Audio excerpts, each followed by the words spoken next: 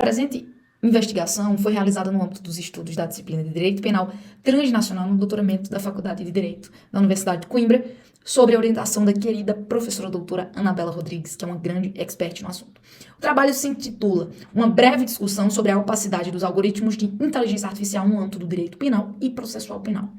As transformações provocadas aí pela revolução digital, elas vêm repercutindo em vários âmbitos da administração da justiça global, transformando não apenas a forma como as investigações podem ser conduzidas, mas também o processo de tomada de decisão no âmbito do processo penal. Atentos aí a essas transformações, o presente estudo ele pretendeu explorar os desafios mais relevantes e as principais consequências e perspectivas da utilização da inteligência artificial para a justiça criminal, bem como trazer para a discussão sobre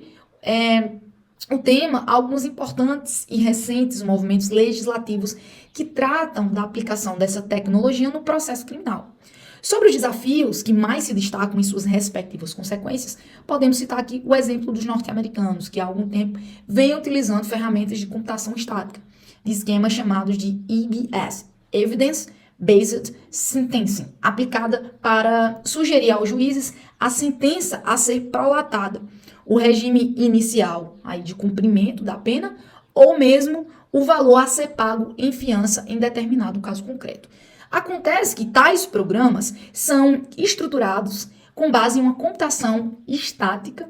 e as evidências por eles analisados, na verdade, são meros dados objetivos ligados ao sujeito em questão, como, por exemplo, gênero, idade e endereço. Dessa forma, sérias questões éticas também são postas quanto ao limite da utilização dessa tecnologia. Outra discussão que se coloca nesse contexto é a questão de se saber até que ponto estes programas em si são ou não diferentes daqueles que analisam os riscos operados em ações financeiras. Afinal, com base nas informações fornecidas pelos programadores, estes programas oferecem aí para apreciação em juízo sugestões de sentenças, nas quais, em um último exame, empregariam superficialmente resultados e prevenções gerais, procurando, por um lado, impedir, por exemplo, a reincidência com base em dados pretéritos do sujeito. Contudo, pessoal, por outro lado, sem observar as peculiaridades, os aspectos do caso concreto e a máxima que cada indivíduo possui, um histórico aí, portanto, pessoal, deve ser punido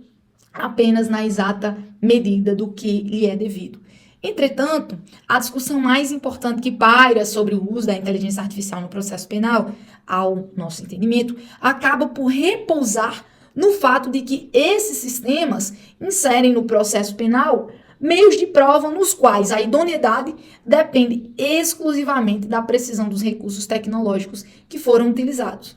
Quando se trata do processamento de provas no tocante à aprendizagem automática, ou seja, automatizada, por exemplo, a própria máquina, ela pode ultrapassar a nossa capacidade humana. E mesmo que o especialista técnico, ele detenha de tempo suficiente para determinar ou para examinar aí o sistema de inteligência artificial em uso, pode ser que o perito não seja ainda capaz de entender e explicar todos os detalhes daquilo que foi feito e empregado pela metodologia operacional verificada desta inteligência artificial. Bem como o perito ele não conseguiria aí explicar todos os detalhes das conclusões alcançadas por esse sistema. É fato que até mesmo os programadores que não conseguem explicar a maneira na qual aquele sistema obteve determinado resultado, ou mesmo se esse resultado é de fato verídico, né? Ainda é possível acrescentar a essa discussão a problemática de que as empresas de cunho privado que vendem muitas vezes esses programas e que criam esses programas, esses sistemas de inteligência artificial, elas sequer revelam de uma maneira minimamente satisfatória qual é o segredo por trás do funcionamento dessa tecnologia, no caso que explicaria esses fatores determinantes de decisão, de tomada de decisão, né? Então, a gente chega no X da questão, o problema da nossa discussão na presente pesquisa. Como confiar em dados que foram adquiridos unicamente por meio de métodos de inteligência artificial, né? E como questioná-los se não conseguimos explicar como aquele raciocínio foi construído, foi firmado, nem com base em quais argumentos ou indícios eles foram formados. Nesse sentido, é possível observarmos a ascensão de uma inteligência artificial que é fincada aí sobre uma escuridão, perfazendo contornos nos quais não sejam possíveis identificar o motivo e a origem de certas decisões. E esse cenário violaria, obviamente, bruscamente o direito de quem? Dos réus em um processo penal.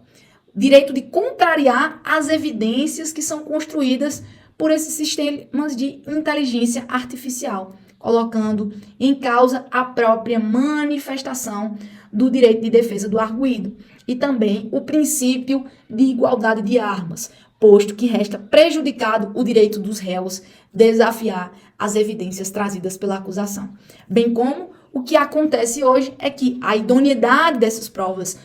obtidas através de tais métodos não podem ser contestadas por meio daqueles moldes tradicionais que nós conhecemos. O réu só será capaz de contrariar de fato as provas se ele obtiver acesso a esses elementos de caráter técnicos que nós não conseguimos, portanto, obter desses sistemas de inteligência artificial.